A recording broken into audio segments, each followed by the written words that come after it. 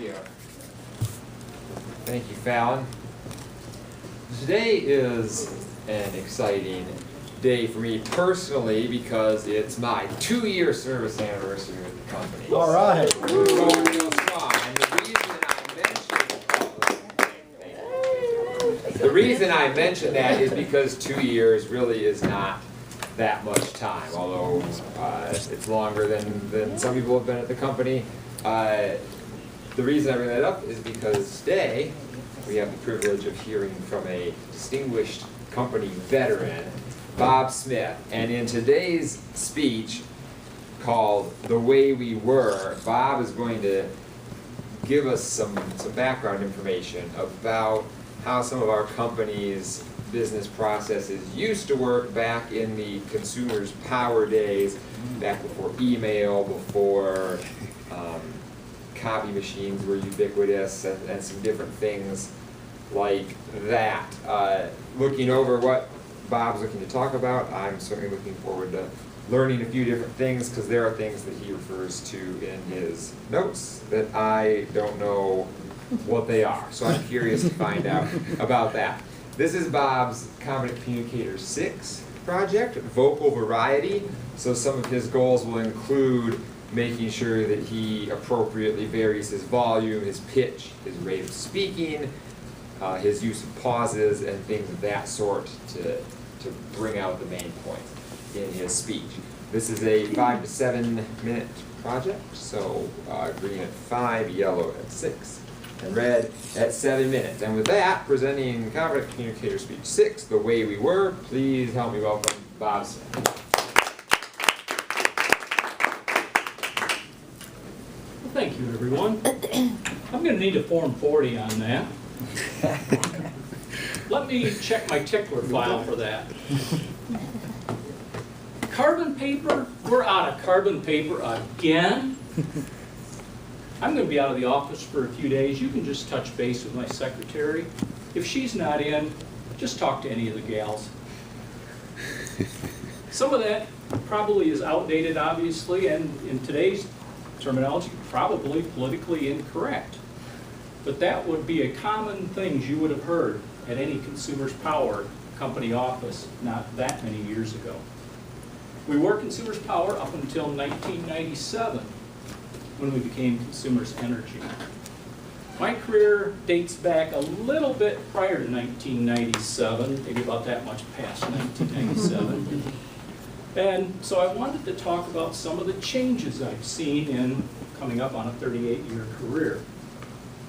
Then I started coming up with some ideas, and I realized I needed to narrow my focus a little bit, because there was a chance some of you might have some weekend plans.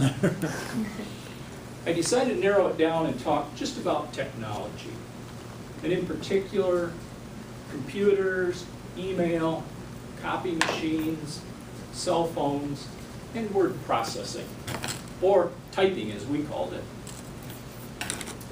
We've always had computers since I've been with the company, but it was a mainframe was really all we had. We didn't have personal computers, laptops, any of that stuff, but we had a mainframe, and that was used for production type work.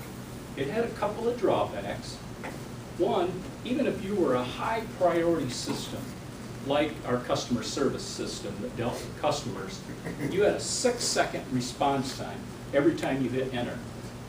The second part, the screens appeared to you on essentially a dumb terminal, much like a TV, that had very limited space for information.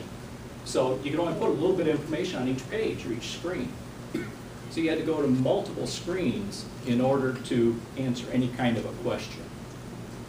Let's go back to a few years ago and become a call center representative, taking just a typical easy call. Good morning, Consumers Power. Yes, Mr. Jones, do you have your account number? Okay, thank you. I'll pull that account up. 2001, 2002, 2003, 2004, 2005, 2006. Yes, Mr. Jones, I have your account up now. What can I help you with? Okay, that information's on various screens. If you can hang on just for a couple of minutes, I'll pull that information up. 1001, 1002, 1003, 1004, 1005, 1006. And they would do that through anywhere from 5 to 10 screens while that customer sat listening to basically dead air. Not great customer service. Eventually, we did get personal computers. They didn't come with quite the bells and whistles you get today. One of the options that did not come with it automatically was internet access. If you could justify and write a business case that explained exactly why you needed internet access to complete your job and submitted that to your supervisor for approval, you could get internet.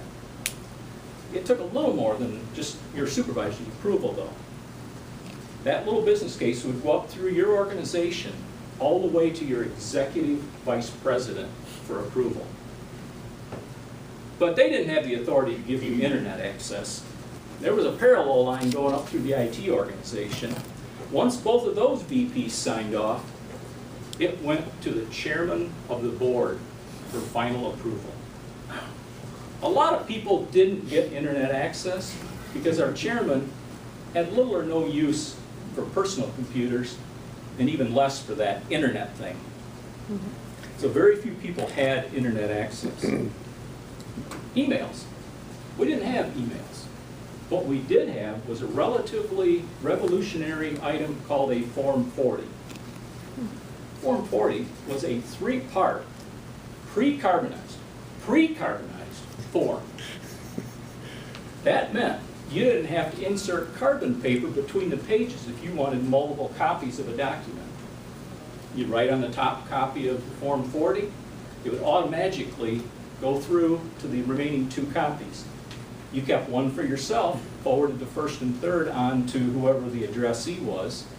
Once they took their activity on the job, they would fill out the thing, send it back to you. They'd retain the 3rd copy, so you'd have your first and third, or first and second, match those up in your particular file, and that little simple thing was done in a day or 2 if you were in the same office. Could be weeks if you were in separate buildings around the state. We didn't have copy machines, but shortly after I started here, we got them, and it was quite an event. But your average employee didn't actually have access to a copy machine. They were only used by trained professionals. If you had copy needs, you filled out a little work order form, dropped it in the interoffice mail, and it went to the copy center. A few days later, your copies came back. If you had an emergency, and I'm talking about a real emergency, they had a walk-up service. You could walk up and actually hand your stuff through the wall to someone and wait while they made the copies. And sometimes you waited quite a while because our most highly sophisticated, most productive copy machines spit out an amazing 5 copies per minute. Cell phones. We didn't have cell phones, we didn't have pagers. What we did have was payphones scattered around the state. So whenever you left the office, you were essentially off the grid. Don't know if there was technically a grid back then, but if there was, you were off the grid. But if you carried a pocket full of change and could find a payphone, you were back on the grid. Word processing, as most of you have probably right on your laptop, you have word processing. We did. We actually had a big room of people with typewriters. So if you had something to be typed, you'd write it out longhand, fill out a little work order form specific to word processing, of course. They couldn't use the one the copy center used. Send that in, and a few days later, it would come back. If there were any edits of any magnitude at all, it was start over. We did have whiteout for minor edits on low-level activity. Matter of fact, we even had typing contests back then around the state. But eventually those sort of went the way of the dodo bird because this one lady in Jackson always won and nobody else wanted to compete anymore. That was Fallon. I knew her name probably 10 years before I knew her. But in closing, a lot of people have high expectations of the past and sort of long for the good old days.